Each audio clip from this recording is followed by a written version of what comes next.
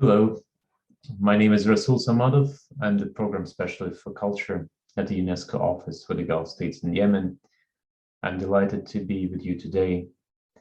Many thanks for organizing this event that seeks to promote the role of culture for purple economy and sustainable development. Cultural goods and services have both an economic value and a cultural value.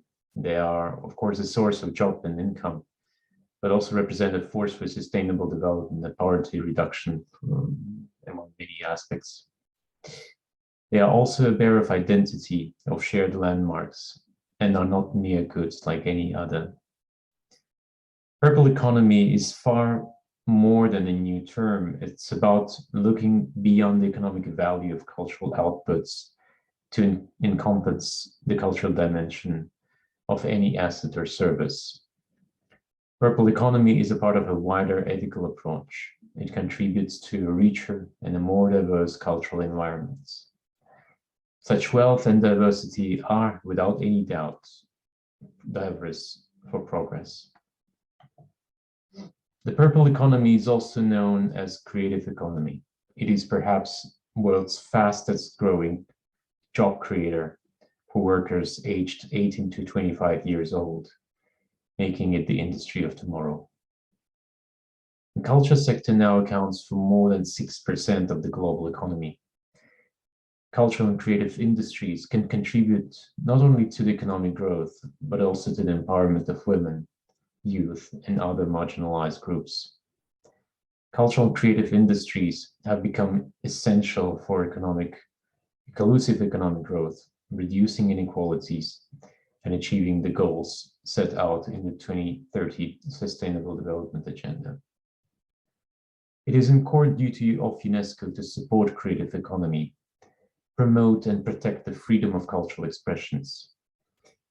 It's crucial to support and build capacities of artists, enthusiasts, and cultural professionals with the conviction that investing in creativity can transform societies, making them more meaningful and inclusive.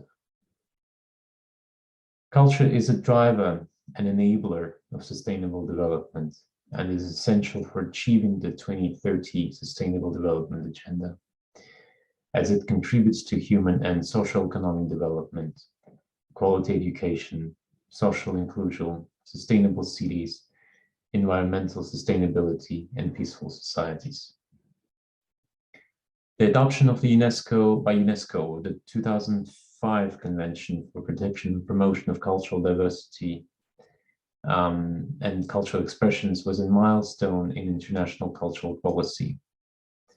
For this historic agreement, the global community formally recognized the dual nature, both economic and cultural, of contemporary cultural expressions produced by artists and cultural professionals, shaping the design and implementation of policies and measures that support the creation, production, distribution, and access to cultural goods and services. The 2005 Convention is at the heart of the creative economy. And we are happy to know that Oman was one of the countries that rapidly saw the value of this convention by ratifying it in March 2007. A few decades before that, UNESCO had adopted the 1980 recommendation concerning the status of the artists. This another instrument calls upon member states to improve the professional, social, and economic status of artists through the implementation of policies and measures relating to training, social security, employment, income and tax conditions, mobility, and freedom of expressions. In 2019, at the 74th session of the United Nations General Assembly, the year 2021 was declared as the International Year of Creative Economy for Sustainable Development. The celebration of the year recognized the ongoing need to support developing countries and countries with economies in transition in diversifying production and exports, including creative industries.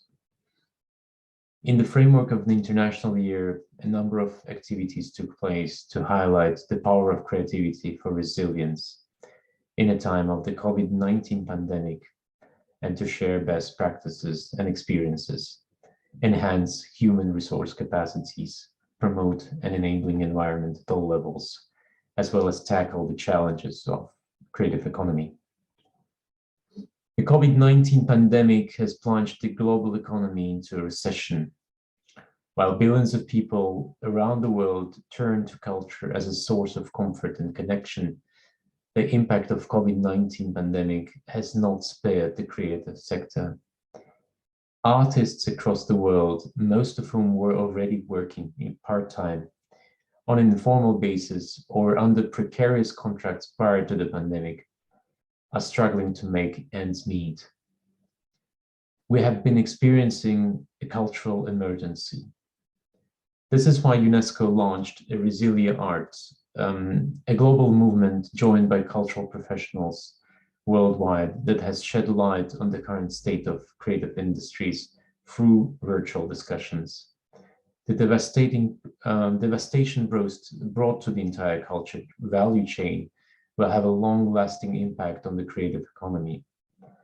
Resilia Arts aims to ensure the continuity of conversations, data sharing, and advocacy efforts.